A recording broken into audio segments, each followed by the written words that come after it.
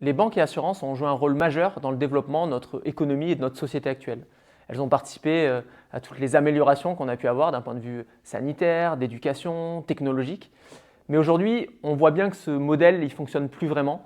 Il y a des problématiques environnementales, 6 des 9 limites planétaires qui ont été déplacées, des problématiques sociales, des problématiques économiques, et qu'on a besoin de réinventer ce modèle.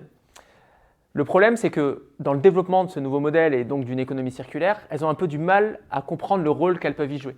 Elles ont du mal à comprendre la complexité de l'économie circulaire, elles ont du mal à comprendre comment ce modèle va se développer dans les prochaines années, et aussi elles ont du mal à analyser les risques associés. Et ça, c'est vraiment problématique parce que quand une banque, quand une assurance, elles ne comprennent pas vraiment le risque associé au financement ou à l'assurabilité d'un modèle, elles vont avoir tendance un peu à partir en arrière, à ne pas assurer, financer le modèle ou alors à l'assurer dans des conditions qui ne favorisent pas son développement.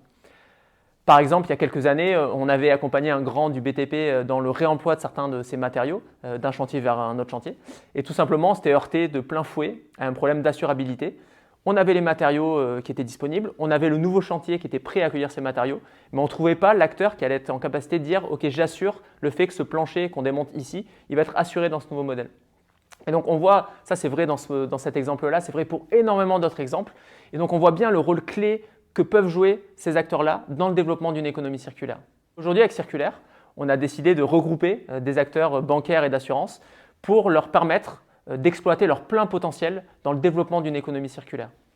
Concrètement, on va réunir ces acteurs et on va les aider à mieux comprendre ce qu'est la circularité, mieux comprendre les spécificités sectorielles, les aider un petit peu à anticiper aussi les développements et les tendances qu'il y aura derrière la circularité et finalement mieux les aider à analyser les risques derrière les modèles de circularité.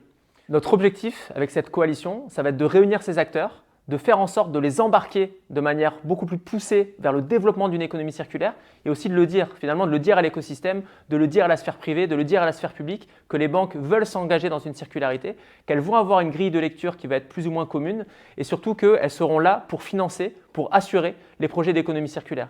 Et je suis convaincu qu'elles ont un rôle clé à jouer et que par cette coalition, on permettra le développement de cet écosystème en France et en Europe.